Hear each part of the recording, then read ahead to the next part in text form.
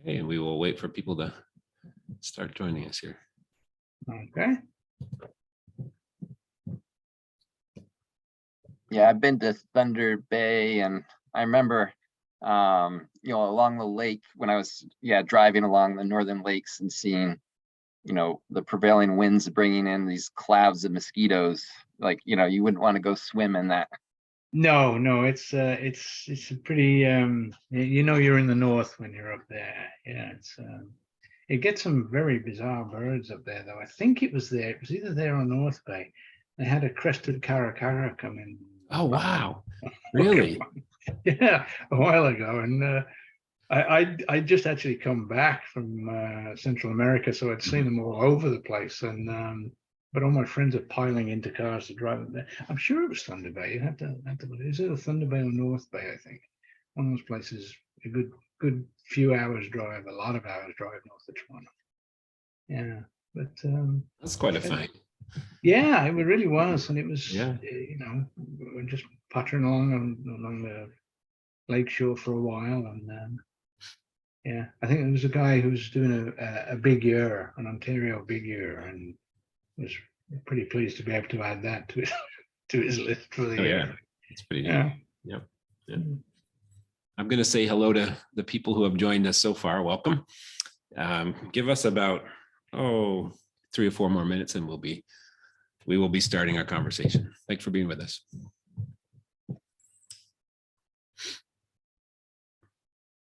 Sounds good. So on the slide we're looking at, Steve, I like the covers. They feel kind of that retro. I'm trying to think of the right author, but that the sort of crime fiction look to them. Some of those. Yeah. Yeah. Yeah, they put those little slashes on there to give them an element of danger, I think. And no, I was really quite taken with them when they. You're happy with them? Yeah, I really am. The Canadian covers, which came out first, were single color with more of a silhouette on the bird, and they were quite good. And there's a nice discussion that goes on now and again. I used to do Facebook, but I was never very good at it and could never really catch up with it. So I've largely migrated now to my own website. But for a time, there was an ongoing discussion on Facebook about which ones people like better and that. Yeah. But now that the dynamics of publishing or whatever have switched and One World has taken over World Rights Publication, this look will be the look going forward. So book 7, Foreboding of Petrels, was the first one that was universally this. There is no Canadian edition cover of this. Yep. And then they sent me the cover proof of book 8 recently. And it's going to be this format again. So looking good. Yeah. It almost feels a little bit like James Bond or something. Some of those. I think that's what they were kind of looking for, the color and the dynamic. I mean, they certainly do. It's part of the challenge for publishers is there's so many books out there, and you only get one shot to make a first impression, as they say, and they want people to notice these as they go in the store and go, hey, what's that? So with featuring the name of the bird so prominently, and then the color, the striking color and stuff, I think they've done what they set out to do, which is to catch people's eye. And they definitely do that. They'll pick it up, and then you hope then that the text or the cover copy will be enough to draw them in. And but yeah, I just really did like the way they went about these. Yeah, they're nice. I'm going to say hello again to the folks who are joining us from home. Thanks for joining us tonight. We're going to give it 2 more minutes, and then we'll be starting the conversation. So thanks for being with us. Do you have a preference, Steve, yourself, between the American and the Canadian and non-Canadian covers? I think it would. I would leave that choice to my readers. There you go. I have many friends in the Canadian publishing industry and many friends internationally. So I like what I do like, to be diplomatic and honest as well. What I do like is that they're so different. They're so distinct, the two. Yeah.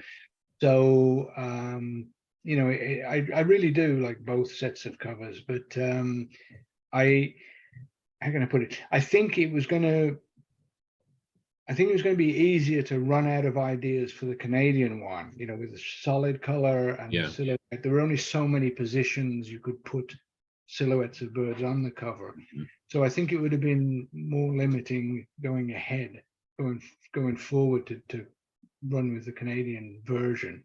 Whereas here, I think there's any number of possibilities still to set the birds in certain aspects, put the text in certain aspects and stuff. That makes sense. Yeah. Yeah. Wow. We just had a swell of folks signing on. So I think we're probably good to go. I'll stop. I'll put this slide away so people can see us better. There we go. Okay. There we go. Great. All right. Well, good evening. My name's Erich Reed, and I'm the director of the Southwest Harbor Public Library. Welcome to Reading with Wings program with the Wendell Gilley Museum. In addition to tonight's event, we will welcome biologist David George Haskell, whose most recent book, Sounds Wild and Broken, Sonic Marvels, Evolution's Creativity, and the Crisis of Sensory Extinction, just this week has been listed as a finalist for the Penn E.O. Wilson Literary Science Writing Award. It was also an editor's choice at the New York Times Book Review.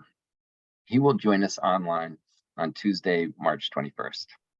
Tonight, we are delighted to host Steve Burrows, a journalist and birder who's combined these skill sets to write the birder murder mysteries. And the first book of that series is Siege of Bitterns, won the Crime Writers of Canada Award for Best First Novel and was selected by the Globe and Mail as a top 100 book of the year. The seventh birder murder novel, Foreboding of Petrels, was published in September. So I'm so glad that we are doing this event tonight virtually. We just in the midst, for those of you locally, know all the well that we're just starting to do a 4 to 7 inch snowfall. And it's really nice to have Steve Burrows, cozy in the comfort of his home in Oshawa, Ontario. So I'd also like to welcome Sean Charette, the director of the Wendell Gilley Museum. And Sean. Thank you, Erich. Appreciate that. And thanks for being with us, Steve. Oh, Glad my you're here. pleasure. Yeah. Thanks everyone at home for joining us too. I just wanted to first say, well, besides saying thank you for being here, we would really like you to be part of the conversation this evening. This is a webinar, so we can't see you, unfortunately, or hear you. But if you kind of hover around the bottom of your screen or the edges there, you should see a Q&A button pop up. So as you're inspired, you have a question or a thought, type it in there and we'll make sure that gets to Steve. We have a Q&A at the end or during the talk. So as you were saying, Steve, earlier, it's nice to see, that there's at least a few people out there who are, engaged and want to be part of the conversation. So please do. We'd love to have you. I want to start out by asking you, Steve, the Birder Murders series. It's a great name. You have a niche here. You found this great niche for mystery writing. What led to this? You're obviously an avid birder. You have a love of birds. What brought you to the point of wanting to bring mystery writing into that? Well, first of all, let me say thank you so much for inviting me tonight. It's a pleasure to be here and really looking forward to this. I was an environmental journalist in Asia and wrote a number of articles for a magazine called Asian Geographic and for various newspapers around the world, and covered some stories from time to time that didn't really fit that remit, but I still thought were good stories. So I developed one or two and sent one in to BBC Wildlife magazine, and it was well received, won an award. And because it was narrative, I got the idea that perhaps I could pursue this narrative writing along with the journalism. And so I decided to write a novel. And for those writers out there who are looking to get started, we are told, write what you know. And what I knew was birding a little bit. I'd been doing it for a while. And also had a love of the English village murder mystery genre, the sort of things that are on PBS and Masterpiece Theatre, those sorts of things. And so I thought I'd try and combine those two into a murder mystery novel. And all detectives have to have a particular idiosyncrasy to set them apart, whether it's they're wine connoisseurs or artists or lovers of vintage automobiles. So I thought the idiosyncrasy for my detective is going to be that he's a birder. So that's sort of where we got to. That's great. Did you have just on that thought, did you have a particular role model in terms of your own interest in watching these mysteries and getting to know these different detectives and their idiosyncrasies? Was there somebody there that there really wasn't, and I don't even think my character Dominic is an amalgam of those characters. I think what particularly did sort of drive the formation of Dominic was trying to push back against some of the conventions and the stereotypes where you generally have an older detective mentoring a younger sergeant or whatever. So I flipped that around a bit and made the detective sort of over promoted Dominic in a way to be the chief inspector, and then but he's still mentored in some way by a much older sergeant who is a local guy who has all the local knowledge. And then I also paid attention to the idea that in a lot of cases this star detective is at loggerheads with his administrators and his superiors, and I thought we're going to change that a little bit and make him sort of fated by these people, and so they really can't get enough of him. They're really pleased with him. It brings its own set of pressures, but I think it's a little different to some that you see. So I thought we'd have some fun trying to explore that. That's fun. Yeah. Do you have a passage that you'd like to read to us tonight? I do. I can read.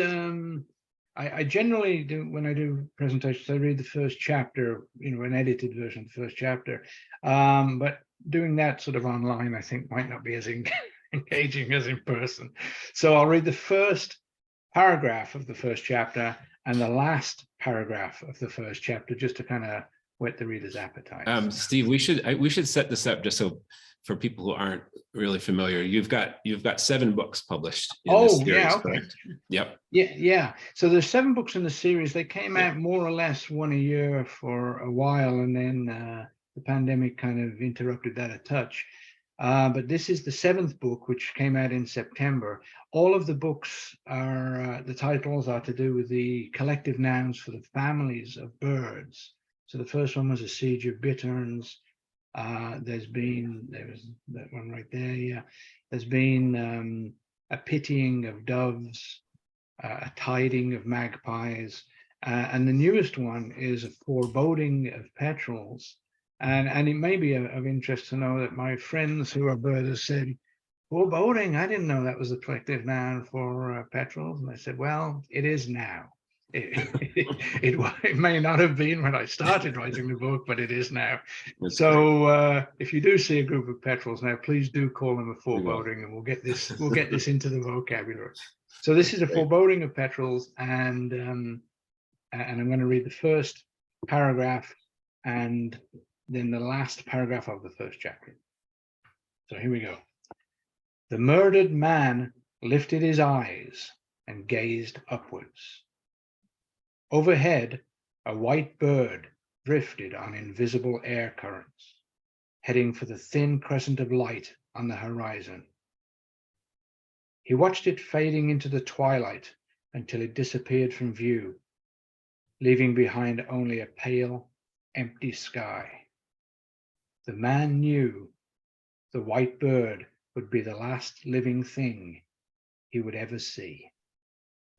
And then he sets up a situation where he is able to actually tell people that he's been murdered.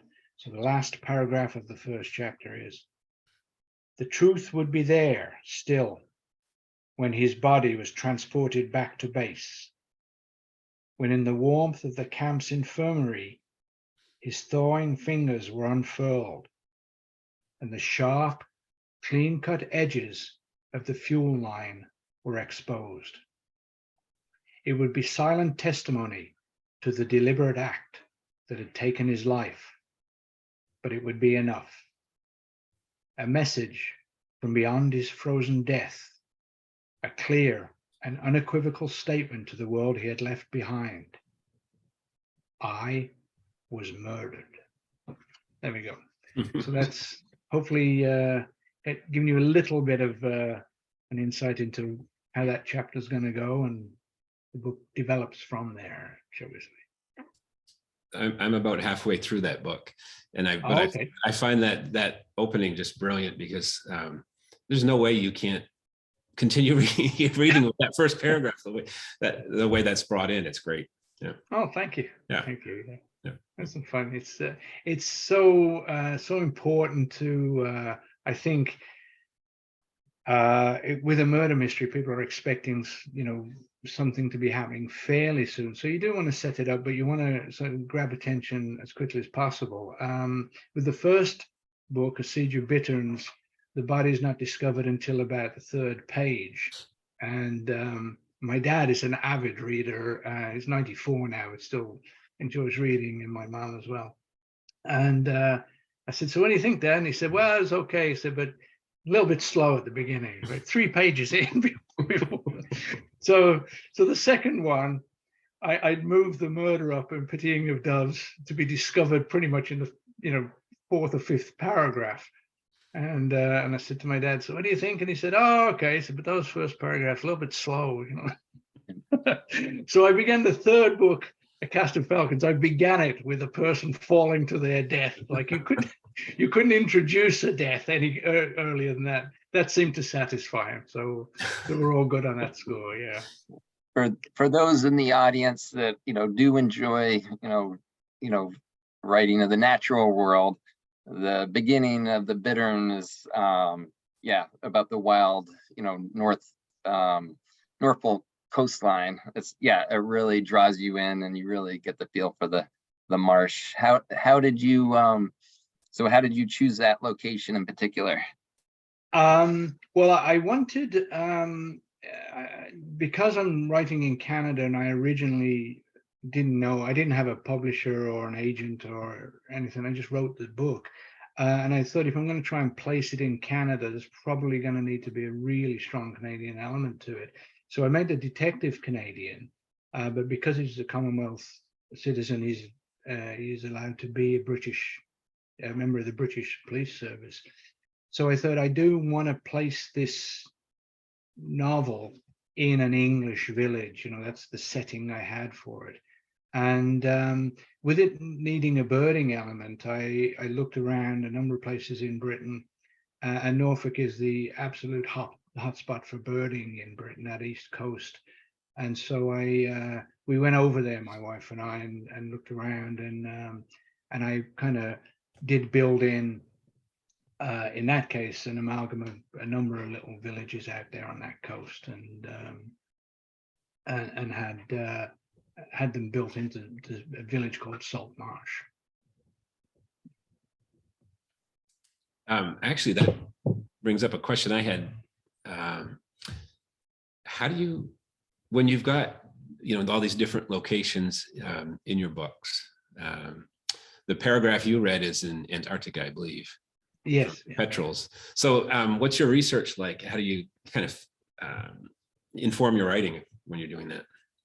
Well, typically now, because I'm thinking a couple of books ahead, I'm looking for a charismatic species, something that's going to have some storyline behind it, that will have enough legs, for want of a better word, to be able to be built into a novel, and then that will tell me where I need to go to set part of the story, and then I will typically go to a location where we're going to find those birds, or if it's a bird that's found all over, the location that's going to be featured in the story. And then I'll go and I'll get the physical setting, okay, and try and get a lot of local color in terms of anecdotes and phrasing and terminology, and then to kind of give it some authenticity. And then so it's all really driven by which bird I've chosen Okay, and which habitat of that bird is going to feature in the plot now.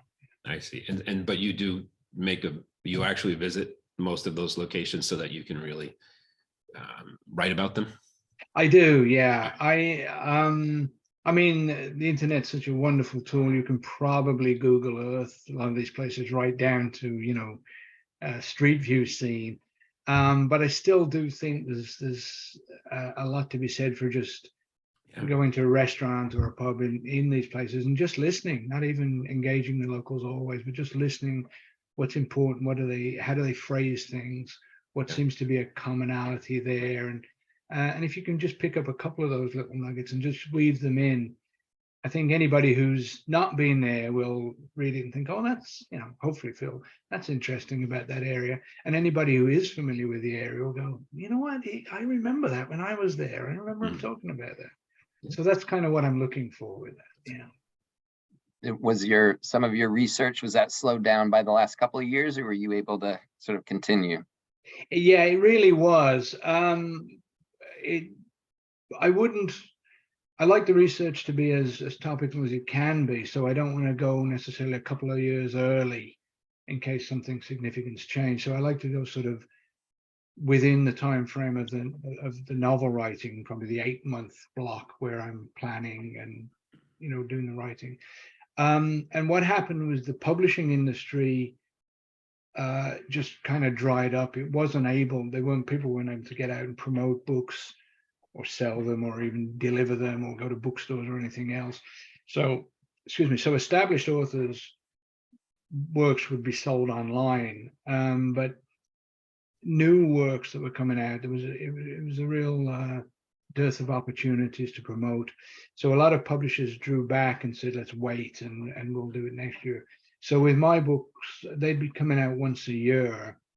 And then everybody sort of said, let's take a hiatus here for, you know, 18 months and see how things are. And so I waited. I knew I was going to set the 7th book in Antarctica. And so I just waited until Antarctica opened up for travel again. And then as soon as it did, I jumped on a plane, went down to Argentina, and then on a ship to Antarctica. Yeah, That's great. I was curious about that because I did see a little hiatus there in that rhythm of every year. So that explains it. Yeah. Yeah. And you know, the dynamics of publishing is still that everything is really backed up. And what's happening now is all of the really heavy hitters in the industry tend to be coming out for the Christmas season, which makes sense, which makes the fall publishing season really, really competitive. And, you know, my publishers, we were talking earlier on, and they said, do you want to go up against that? Or are you okay holding off and coming out early 2024 with book 8? And I'm working on another project as well. So it really did suit me to be able to say, well, you know, I'll get it back and do the necessary edits, but without this really tight time constraints that I would have had to meet this fall's deadline. So there will be kind of an elongation of that. I suspect if things continue to improve or stabilize in terms of the pandemic, that the book 9 would come out a year after book 8, and we might be back on track after that, I think. Yeah. But yeah, certainly everything was impacted, obviously, as you know. And do you, when you started writing this whole series, did you have a sense of where Dominic Jejune would end up going, you know, as far as, you know, like his future life? And I really didn't. I wrote the book on spec, and, you know, with no contract, no publisher, no agent, and sent it in to a publisher that accepted unsolicited manuscripts. And I actually sent it in April and not heard anything for 6 months, and thought, okay, well, I guess there's my answer, you know, and not realizing that this publisher did in fact accept the manuscripts, but only read them in October. So that intervening period it had just been sitting on somebody's desk. So then they read it and they showed interest and wanted to eventually go to publication. But I hadn't even considered a sequel at that point because I just didn't know if the first one would get published. And then as soon as it looked like they had made the decision to go in on this and publish the first one, then the conversation was probably need to be thinking about, will there be a follow-up? But the first one, I think it's fair to say nobody really knew what was going to happen with this bird watching and a murder mystery. So they're kind of holding fire a little bit, but it did do quite well and it won an award and, it was quite well received. And so immediately they came back and said, hey, we'd be prepared to look at 2 more. And then, so I wrote those and then, so, okay, we'll see how this goes. So by then I'd started to develop a little bit direction for Dominic if it went further. And by, I think halfway through, by the second book, I think, UK publisher had picked it up and it had got some nice reviews in the Times and the national press in the UK. And so they came back then and said, okay, let's have another 3. So now we're up to 6. And then I could really start to plan ahead in terms of backstory and weaving in more family dynamics and those sorts of things. Yeah. That's so interesting. That Rich and I were talking about that earlier. It's just a really interesting thought that you kind of had to get so far into it. And then all of a sudden you needed to build this world around the character. So like, how do you do that? How do you keep track of that as I'm curious, like the mechanics of it too, as you're working, how do you keep track of all these threads and bring in new ideas? I kind of have ideas going on and then, and I fortunately have, sort of recall that allows me to know what went on previously. And there's always, with a storyteller, I think it was George Lucas who said, the Star Wars, you never finish a story, you just finish working on it. And so when I've got a thread of a story between Dominic and his brother or Dominic and Lindy, his girlfriend, going on in the background, we might get to the end of that, but my mind is always thinking, okay, and then this is what happened. So I might finish a backstory within, say, book 3, but I've still got an idea of, okay, and then after that, this might have happened. So I can just develop that in book 4 and have it just as a kind of a refrain going behind. The books, for the people who don't know the series, the books are independent murder mysteries in that you can pick up book 4 or 5, read it from cover to cover. There is a murder, suspects, a resolution in each one, and you don't have to have read any of the previous books to complete that experience. But there is a thread of family stories and difficulties and things going on through the book. So if you haven't started, it just makes sense to begin with the first one. But I've had people say to me quite often, oh, I grabbed the hummingbird book because I like hummingbirds and I wondered what I need to know, but no, I was able to to start to finish on that, and I didn't really it didn't impact my enjoyment of it, not knowing the backstory of the others. Yeah, that's great.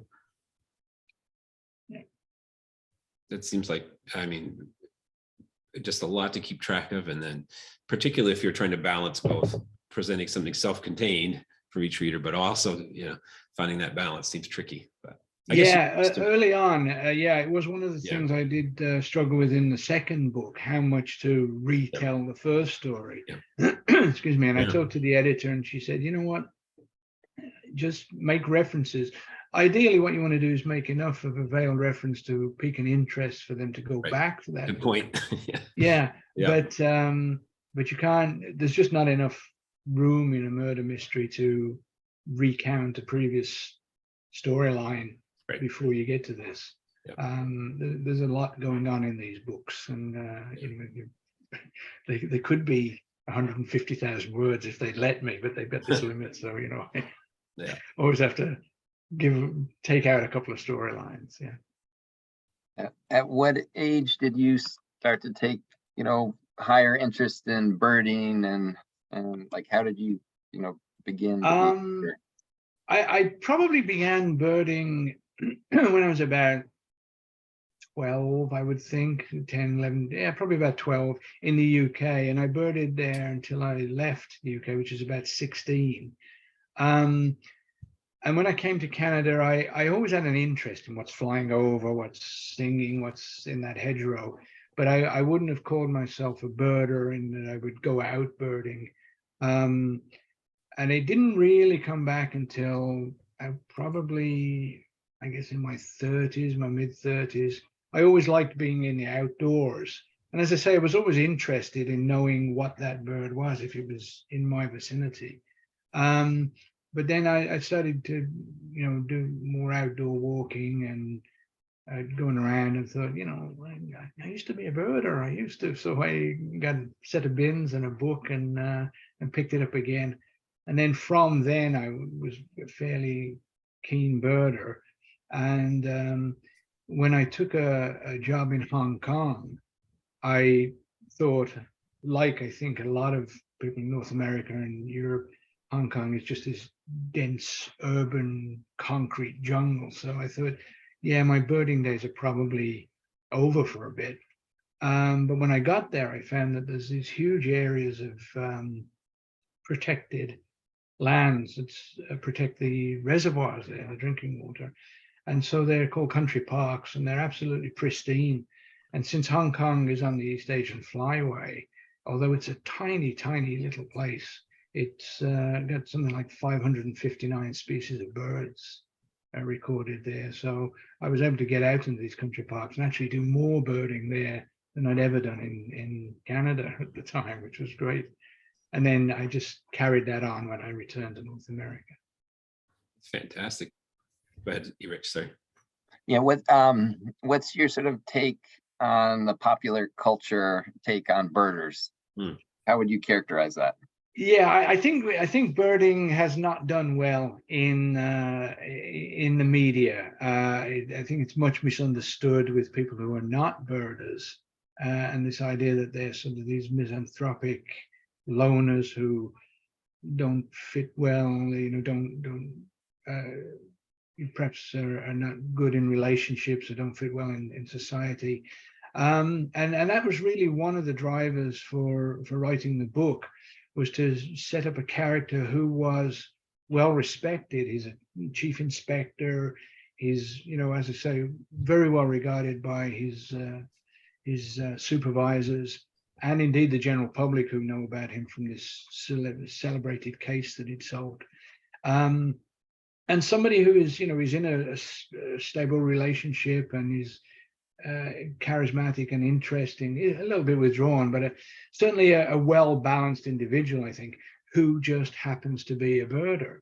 And although he runs into the odd eccentric birder here and there, generally the people he meets are also, grounded individuals who just have chosen this as their pastime.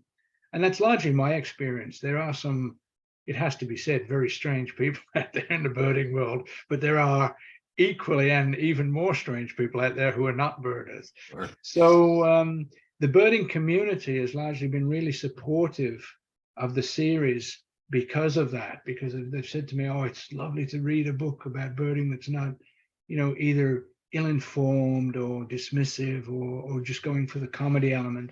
It's just showing birding as this really engaging, enjoyable pastime that's part of somebody's life and not this all-consuming obsession, which people who don't bird seem to think it is. So it was a good opportunity, I think, to explore that side of things and present that to non-birders.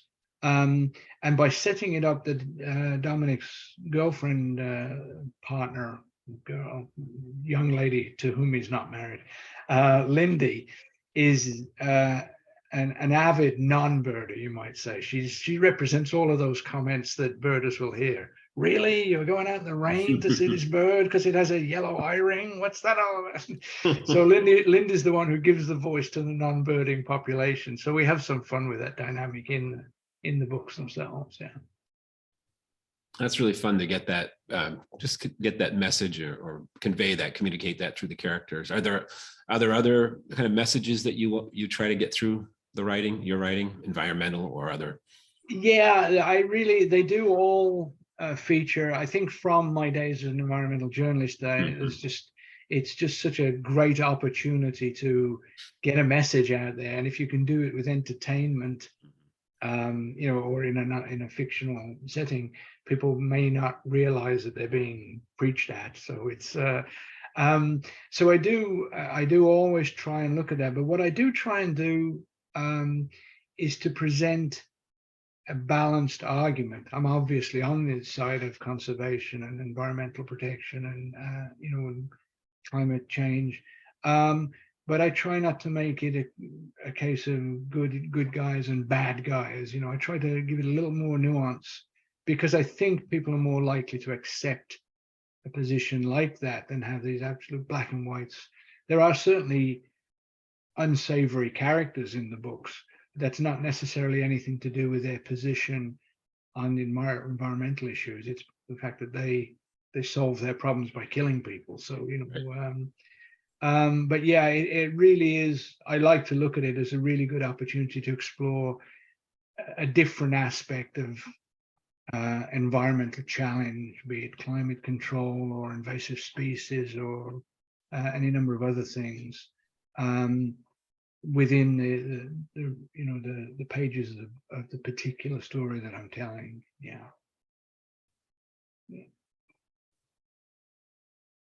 That's great. I'm also curious. I know you've been asked this question in other venues, but it's a fun question, I think.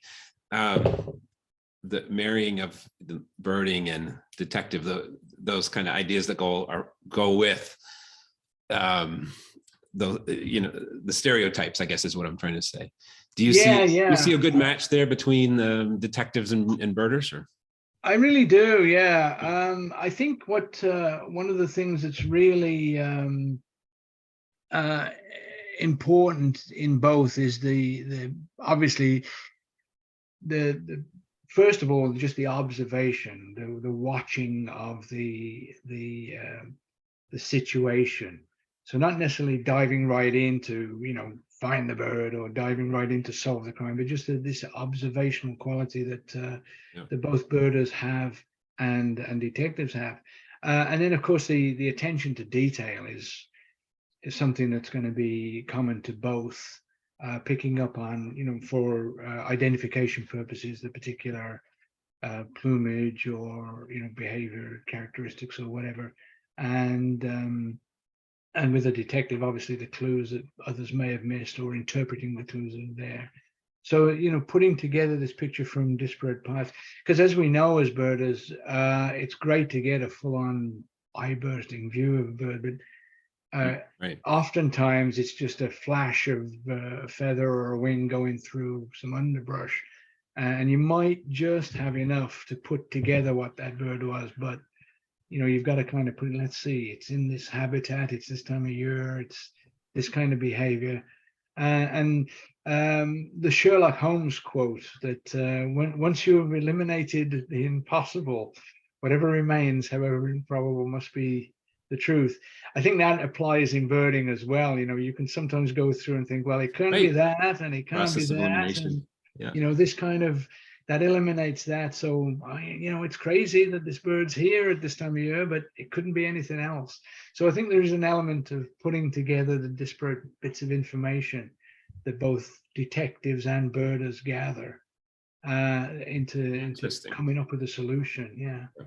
So that's kind of what it sort of shimmers around in the background of what I'm thinking sometimes when I'm writing. Yeah. And your writing has streams of natural history and certainly mystery, and then certainly wry humor. Are there any authors that you enjoyed when you were younger, or authors that you enjoy reading right now? that may influence you?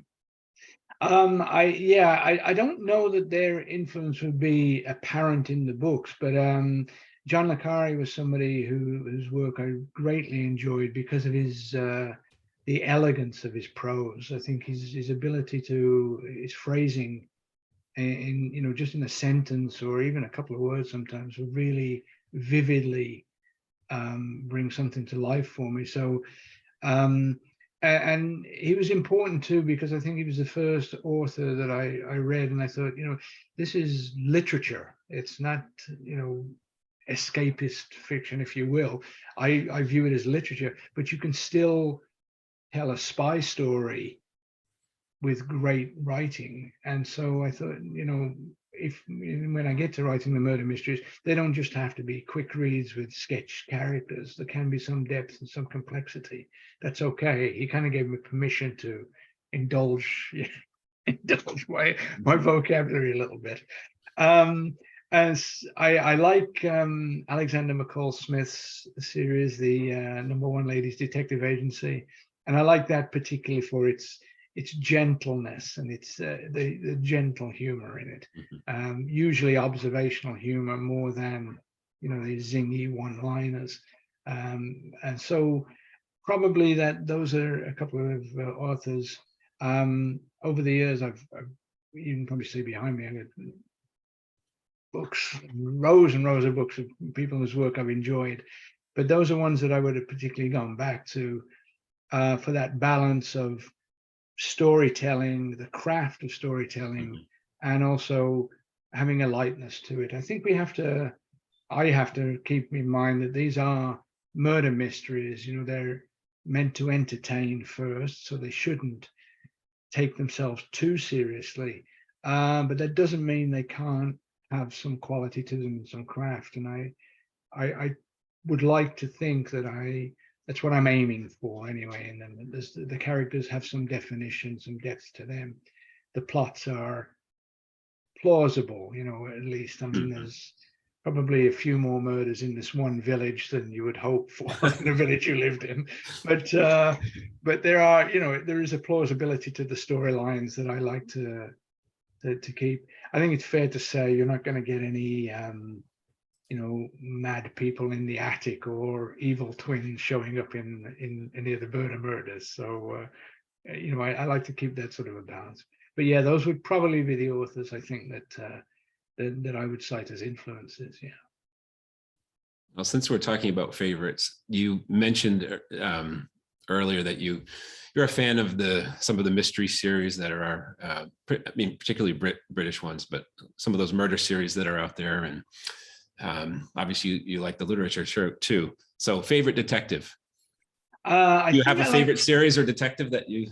I think I don't know about a favorite, but one that I really enjoyed was Inspector Lewis. I thought Lewis. I loved the Morse series, and I loved the fact that Morse was crusty, but he wasn't warm and approachable. Lewis, I always found his vulnerability a little more interesting, and the fact that he'd assumed the role that Morse had, and he brought along his associate. And I just thought the storylines were extremely well crafted. Lewis as well. There was a little more refinement. Obviously, they were 20 years further on than Morse. So, but I thought some of those storylines were just really, really well crafted. So, yeah, that's a series I would go back to. There was a British series called The Last Detective, which was quite a long time ago now. And if you're a fan of British TV, this had a lot of dry humor in it, and was set in London. Also, some really clever storylines, some good character development, and some wonderful, wonderful acting. One of the things about those series that I love is that you would expect the lead characters to be able to carry their roles, but these small walk-on parts and these little vignettes that people, they'll depict just in the background. Some of the characters in those are just executed so beautifully, and I think it just adds to the depth and the complexity and the color of these episodes. So yeah. If you're if your series ever got a television or film treatment, do you have any actors in mind? Yeah, it's interesting. There is the books have been optioned for TV, so there's a possibility this is going to happen. I had an update on what is it now, Tuesday? I think it was last Tuesday, to say that the producers are still actively pursuing this. So it's really on the front burner sort of thing. But I do think. I really do think that because of the dynamic of the young detective and the older sergeant, I think probably unknowns would really work, because the chemistry between those and the chemistry between the lead character and his partner, excuse me, would also be really, really important. And I think if you brought someone with too much of a presence from another series, it might impede the idea that people could just kind of sit back and say, okay, let's see how these relationships develop. So I'd really love to see a couple of unknowns in there. There is a series out now, the All Creatures Great and Small, the new version of That's this. great. Yeah. They recast. And to me, and I'm sure to most people, the lead character now, James, was an unknown. And I think he's a perfect fit for that, in a way that if they'd gone for a name character or a recognizable character, I'm not sure I could have got over, oh, that's that guy. So I just bought in immediately to this guy being the new James Herriot. And I think it's worked tremendously well with him being an unknown. So that's what I would hope for with the series. Yeah. The people that do have the rights to it right now, have they done any other projects? Yeah, it's a co-production, or will be a co-production, between a Canadian company called Shaftesbury, who did the Murdoch Mysteries, which is here hugely successful. I think it's in about its 15th season, and I believe worldwide is well known as well. And the UK partner in this is called Company Pictures, and it's run by a lady called Michelle Buck, who did all of the Poirot and Hercule Poirot for BBC. George Gently, she's done. This particular company's been involved with Wolf Hall, and the writer that they've got on is a guy who's written for Midsummer and did Inspector Banks and a lot of the Lewis work as well. So we really have a top team in place if we can ever get this thing over the line. It'd be really exciting. Very cool. Yeah, it's something to be excited about. It's television's what it is, and it's its own beast. So all I can say is, if it does happen, we have absolutely the team I would have handpicked to do this.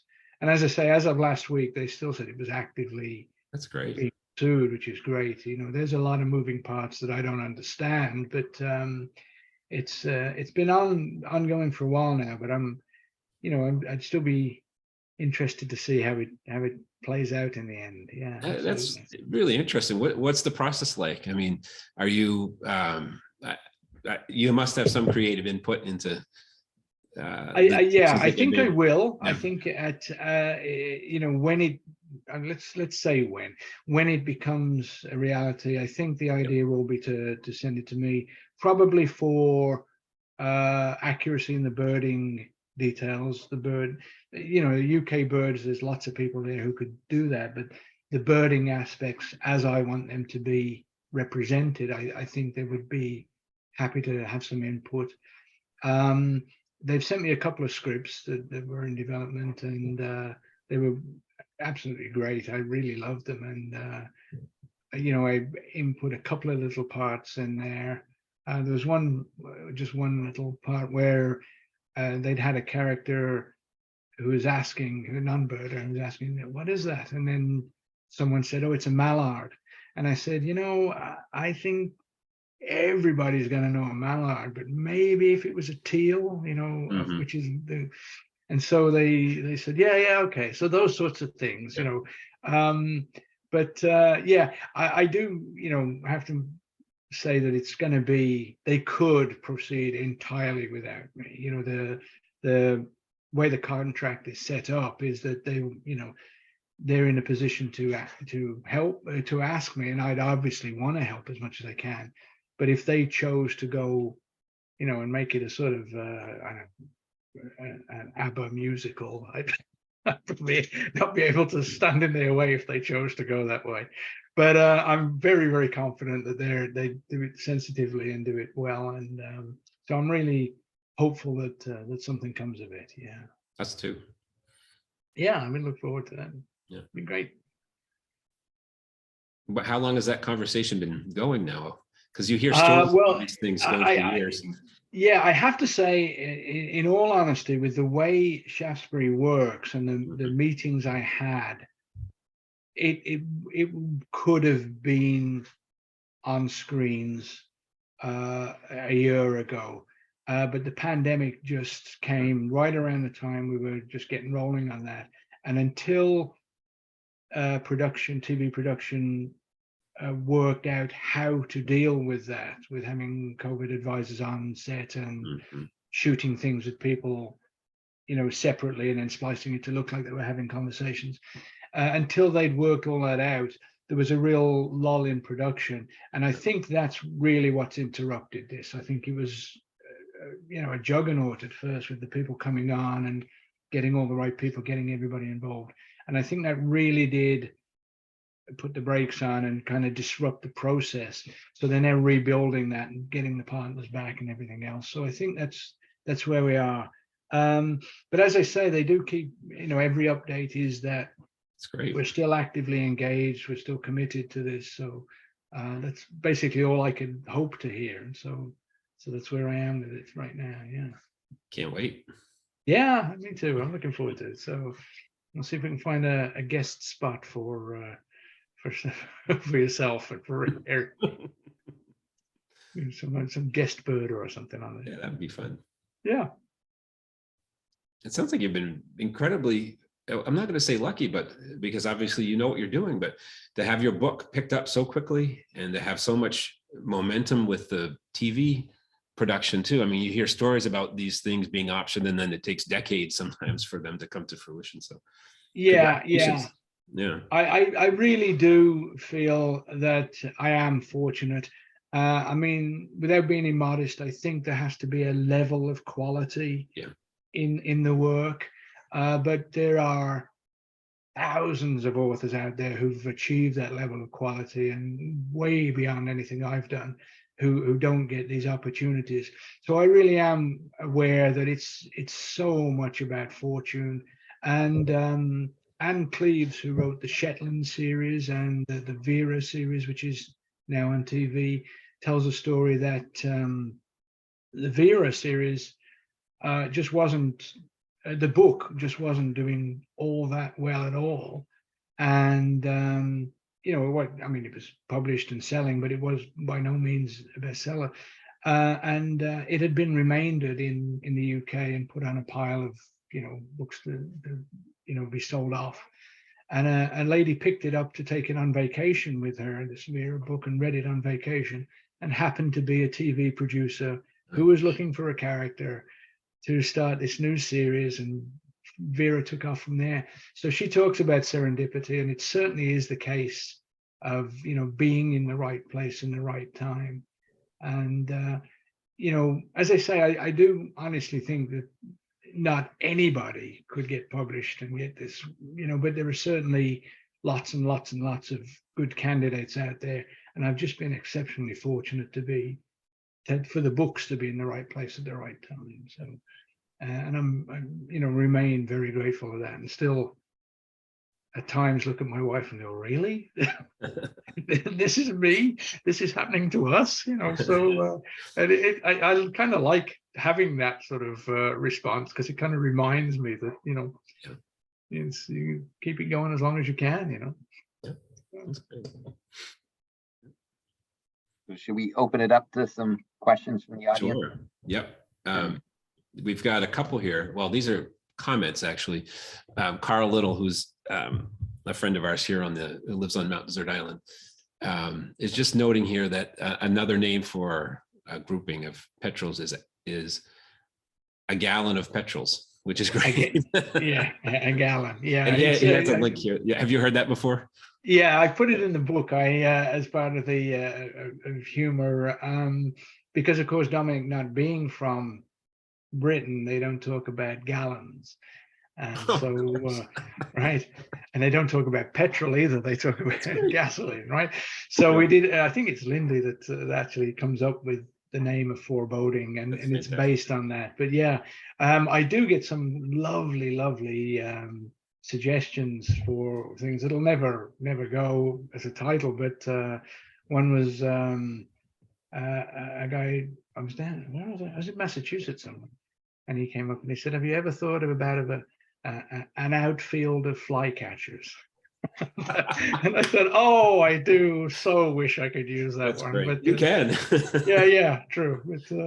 But yeah, but we do have some fun with these titles. Yeah. Thanks, Carl, very much for pointing that out. I appreciate Actually, it. I'm going to ask my own question here real quick. And this is to both Rich, both you and Steve, because you're both more experienced birders than I am.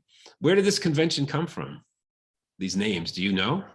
Yes, there was a book in I think the 16th century. The name escapes me for now, but they collected not just birds. They collected collected nouns for all sorts of things, the crash of rhinoceroses and all this stuff. Okay. I think it was originally to talk about the birds that were going to end up on the dining table. So a Siege of Bitterns and a charm of finches and those sorts of things. Yeah, but it was originally in this book. I should know the name of this. I used to be able to, but it's a Dame. I can't remember. It's gone. But yeah, there was a book that collected all of these, and since then there's been a lot more additions, both serious and humorous, to the collection, particularly for birds, more so than anywhere else. But some still are remnants in our language, like a Pride of Lions, for example. Has come from that. Yeah, some very interesting ones. Yeah. We have a follow-up from Carl, just asking if any of the birds in your titles of your books are any of them your favorite. Yeah, its favorites are hard. It does tend to switch a little bit, Carl. I like the bird that I went. I didn't go to Antarctica to see, but I was hoping very much to see. For the latest book was the snow petrel, which I don't know if you've ever had a chance to see, but it's an absolutely spectacular bird, and I was very, very fortunate to see that. So it kind of switches a little bit from bird to bird. Most of the ones that are featured I have seen. I was lucky enough to see whooping cranes, which featured in the 6th book, and azure wing magpies I'd seen in a couple of places which feature in the book on magpies, although I'd seen them in some pretty bizarre habitat actually. But yeah, so I'm fortunate enough to see most. I've never seen a white gyrfalcon. I've seen gyrfalcons, but I've never seen a white one. But I do have a picture on my wall right here of one that came to, well, it's going to be about 50 kilometers away from us. It showed up one day, and some guy got a great photograph and was kind enough to share that with me. So that's something I'd be willing to take a trip to see, I think, is to see a white gyrfalcon. I think that'd be a truly spectacular sighting. Yeah. We have a question here from Ashley McLean. Do you ever get writer's block? And what do you do to get around that if you do get it? Oh, great question, Ashley. I actually don't. And here's why. Because my stories consist of character interactions, scenic descriptions, plot development, and then maybe some sort of environmental background. And so what I do is I have my chapters set out, usually right around 50 chapters, that tell me where the story is going to go. So instead of writer's block, what I sometimes get is a situation where I don't want to, or I'm not in the mood to, or have no inspiration to do an interaction with the characters that I want in, say, chapter 8, which is the next chapter I'm at. But what I'll do in that case is jump to maybe chapter 35, where I need a description of the setting, and I'll go ahead and I can write that. And if that doesn't work, I can build on some of the environmental background that I'm going to be putting into chapter 45 or something. So I always find parts of the story that I can work on. But I certainly do get to parts. I don't progress from chapter 1 to chapter 50, without some interruptions. But I'm fortunate that I don't ever get to the point where I think, I don't know what's going on here. And I think part of that also is writing a murder mystery where you really can't, or shouldn't, I go so far as to say you shouldn't begin writing it unless you know where it's going to end. Because you have to know who done it and how they done it and why they done it. And so if I start from the position of knowing how it's going to end, that really helps with writer's block, because I do, I'm drawn there. I may not be able to write it as well as I want to, but I for sure know where I need to be going, so I can kind of skip around it, work further down the story, and then come back when I feel a bit more inspired. But a great question. I always love the writing questions, so thank you, Ashley. Yeah. And Juanita Weatherall is curious about your other project you're engaged with. Oh, right. I absolutely cannot. I'm sworn to secrecy on that, unfortunately. It's going to be a standalone, though. It will have nothing to do with the Bird and Murder mysteries. I will tell you about a project I did do last December. The national newspaper here, the Globe and Mail, contacted me and said, would I like to write a short story? And I said, yeah, I'll have a go at that. It sounds like a lot of fun. It's for the holiday edition. It's December 23rd it came out, I think. So they said, now, we'd like it to be seasonal, which made a lot of sense. And I said, yeah, we can do that. And they said, and since it's you, we thought maybe put in, a murder mystery element to it. And I thought, well, for a Christmas story? And well, if that's what you want. And they said, you know what, why don't you just throw in a birding element as well? And I said, really? You want all this in a short story? And I was still game for it. I thought, sure, why not? And then they said, oh, by the way, it's going to be about 2,000 words. What? my chapters are usually longer than 2,000 words. So I did have a bash, and I did it and sent it in. And it was actually really, I've had some really nice comments about it. It's a lot of fun. If you go to my website, www.steveburrows.org, there is a link on there to the online edition of that story. It's called Goldfinches Are Brown. And so it's a short read and I hope a fun one. And so you can have a look at that one. But as soon as I can make an announcement about this other standalone that I'm doing, I will. But I really am in a position where my editor said, I shouldn't even be talking about it. So, and I think this is partly contractual, if I'm being honest, because there is an option on my next work held by the publisher. And this is going to complicate things. If I finish this before book 9, for which I have a contract with this publisher, it's going to constitute the next work. And they're thinking the next work is going to be the 9th Bird and Murder mystery. So I think this is why I'm probably saying more than I should, right? Gotcha. But it's all good. But I appreciate the question anyway. Yeah. Good question. Yeah. Yeah. It's 6:30. So, but I wanted to sneak in a couple more questions, because I know that you were telling us earlier about a coincidence with your first book. Is that correct? Yeah. The timing. book, a Siege of Bitterns. I may have the dates wrong, but you'll get the gist of the story anyway. So Siege of Bitterns, for those who've not read it, without giving too much away, there's a part in there, a premise where a bird called the American bittern, which is found in North America, may have shown up on the coast of Norfolk in the UK. And it's very helpful, Sean. Thanks. So now I know the dates. Right. So this book with this, potentially extremely rare occurrence of this American bittern showing up on the east coast of the UK. This book was published in the US on April the 5th, and on April the 12th, 2018, the national newspapers carried a story about an American bittern that had shown up on the east coast of the UK. There it is, right there. So for the first time in a decade, the American bittern had shown up. So this is, the premise of the book, showing up, what was that, exactly a week after the US publication of the book. So all my bird watching friends were most impressed that I was able to arrange this with this American bittern. So call me the bird whisperer now. That's a great story. Yeah, a lot of fun. Yeah, thanks for sharing that. Yeah. Well, as we are kind of winding down here, I just wanted to end with a last question.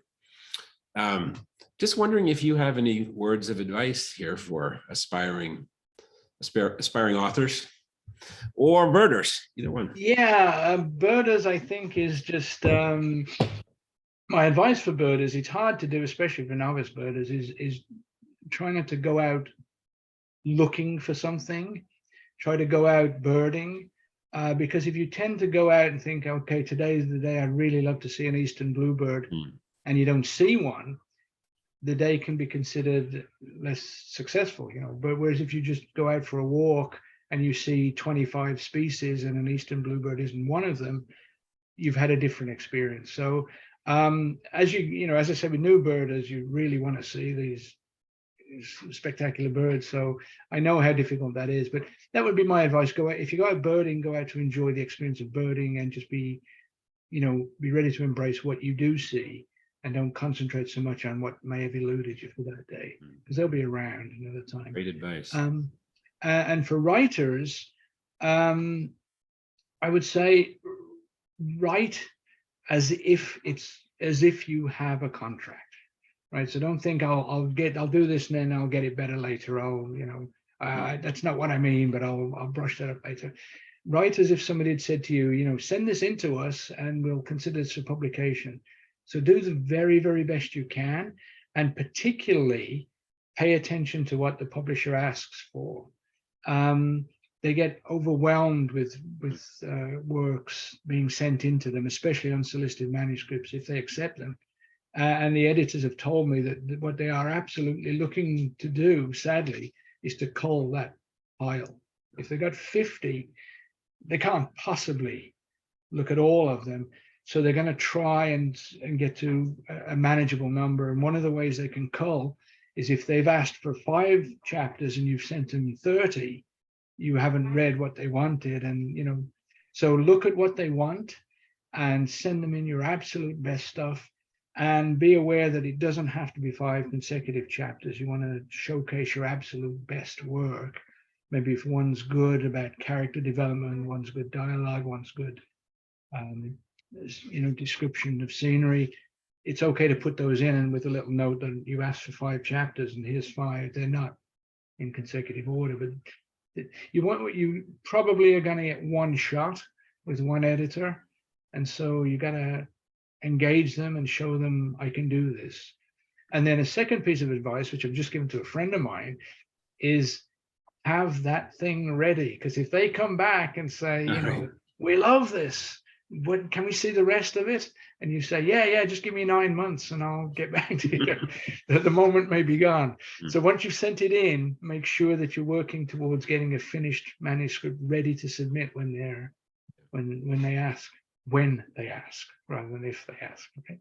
Right. So yeah, and remember that you don't fail at anything until you stop trying. So there's a lot of retrying, but keep going. If it happened to me, truly, it could happen to you guys. So so please be inspired by my story. Yeah, absolutely. Great. Well, thank you so much, Steve. Is there any final word you want to offer for us this evening, as we really just that it's great, absolutely wonderful to have this opportunity, and thanks to everybody so much for joining me. It's been great. I haven't previously done any appearances in Maine, so it's nice. I'm hopeful that people have heard enough to be intrigued to pick up the books now and maybe start a little enclave there in Maine that can build by word of mouth and spread things out and stuff. And finally, I would just say that I'm not great on social media, mainly because time is an issue for me. So going to my website is probably where you're going to get updates and news and things first.